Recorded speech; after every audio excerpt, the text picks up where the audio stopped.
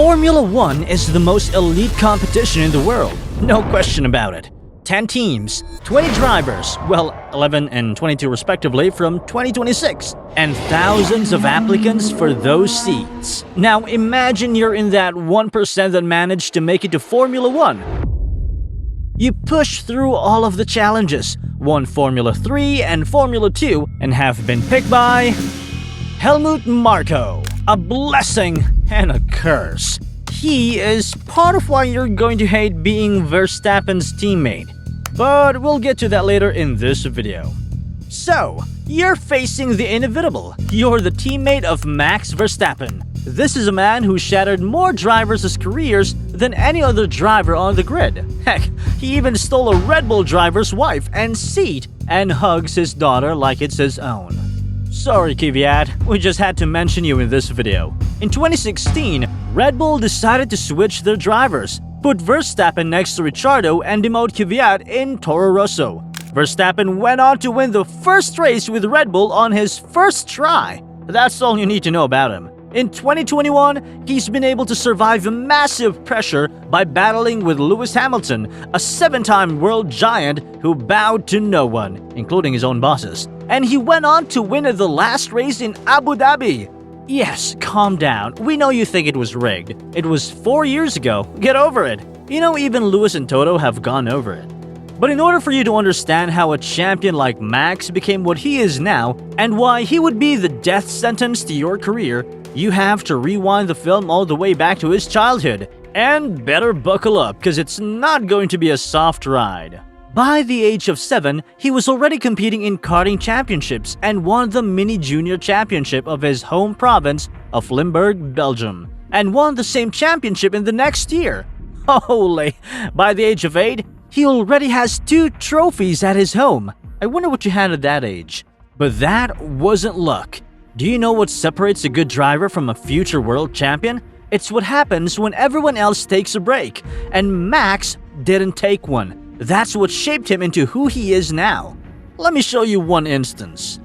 Do you know that he was the only one driving while the rest were in the cafeteria? Well, during winters, the father and son duo would go to Italy in order for Max to work on his racecraft. However, when the rest of the kids went for a break and a hot drink, there was only one car on the tarmac, Verstappen's. Regarding this sequence of events, Marko explained a bit more as to how this entire process went, saying, "In winter, they would go to Italy. As soon as it started raining, everybody went to the cafeteria. There was just one car going round and round in the rain, and that was Max. As long as his fingers weren't completely frozen, he had to drive." Even Max said that his father's approach was seen as tough love at that time, and when talking about the freezing fingers and what Joe's advice was, Max said, "That is what my dad said. Come on, toughen up a bit. You have to bite through it. If you're cold, put your fingers on the exhaust before the gloves start melting, and then go out again." I mean, come on, do you think you really stand a chance? Well, in case you do, there are still a lot of minutes left to break your spirit. Just sit and watch. Max Verstappen is the youngest driver to ever participate in a Formula One weekend, doing so during the 2015 Suzuka GP with Toro Rosso. He was so young that the FIA had to invent a rule, the Verstappen rule, which they're prohibiting any driver under the age of 18 from participating in the sport. Now, imagine having such an impact on the sport that you're going to shape-shift the global approach of the governing body of Formula One. Once showing his full potential, Verstappen demolished Carlos Sainz, another young and aspiring driver at that time. In their first season in Toro Rosso, this enabled him to steal the seat of Kvyat back in 2016 from Barcelona onwards. And apart from the win, he was able to give us a very legendary moment in Brazil. Just look at the save from the Dutchman. Many drivers, including world champions, would have likely crashed the cars into thousands of pieces here, but I guess those Italy lessons during the winter paid their dividends. And yeah, this was the race in which Verstappen found himself in a very unwanted position. P16. But thanks to his amazing drive and this stunning move he pulled on Rosberg, he managed to seal the podium finish for his team. It's definitely not for the faint-hearted, especially when you see where he overtakes outside of the racing line on a fully wet tarmac. What should I continue with?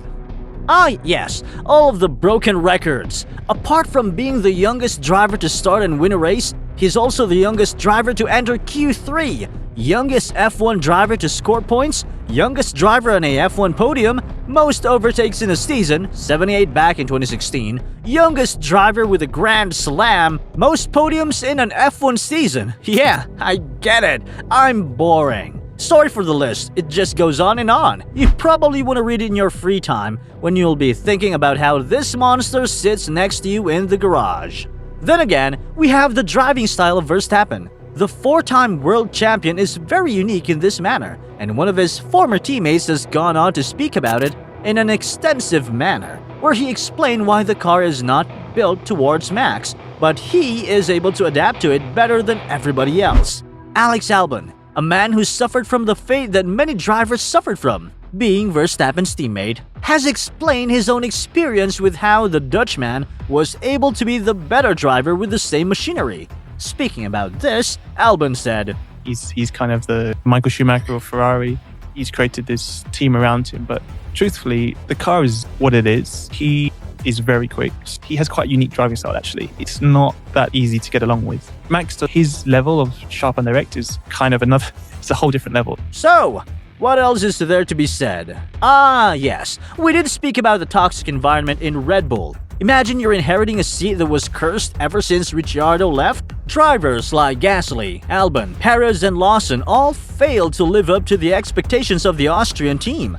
The most painful one was probably with Gasly and Lawson, especially with Gasly because the man was lapped during the Hungarian GP in 2019 by Verstappen, and that was the tipping point for the team to replace him with Albon, who was driving at Toro Rosso at that time.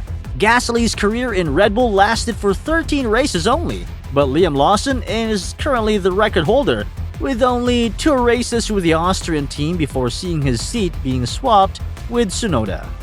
But what is worth mentioning is that the pressure of having Verstappen next to you in the garage is just too big to handle. The same happened to Albon, who failed to live up to the expectations of Red Bull and was dropped by the team at the end of 2020. Even Perez, an experienced veteran who had tons of experience in different eras of the sport, ultimately failed to drive the car that seems to be gentle to Verstappen only. However, this is where you'll probably fail miserably. Adapt to a car that is very wild and impossible to tame. In the ground floor era, Verstappen had one of the most dominant seasons the sport has ever seen.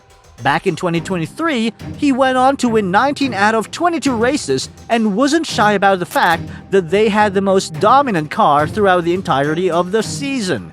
If this wasn't enough, once the downfall of Red Bull started in 2024 at the exact same race in Miami, Verstappen managed to show everyone why he is a 3-time world champion. In arguably the 3rd fastest car on the grid, not only did he win the 4th championship, something that hasn't been done since 1983, he did it with a statement drive in Brazil. He won the race after starting 17th on the grid in another controversial sequence of events during qualifying, which benefited him with a bit of a perfectly timed safety car. It's a load of board of it. Just try a lap. Nevertheless, the drive of Verstappen here needs to be studied because, seriously, what is this guy made of? In 2025, we are already seeing some massive drives from Verstappen, such as the Suzuka pole and win as well as the Jeddah pole position lap. I think you already got the point. The 2nd seat in Red Bull is cursed. You're probably going to get smoked by Verstappen, and there's nothing much you could do about it. On a serious note though, what do you think about being teammates with a 4-time world champion? And more importantly, do you think there's no other driver who can perform the way he does with Red Bull? Let us know in the comments below, and I hope you enjoyed this video.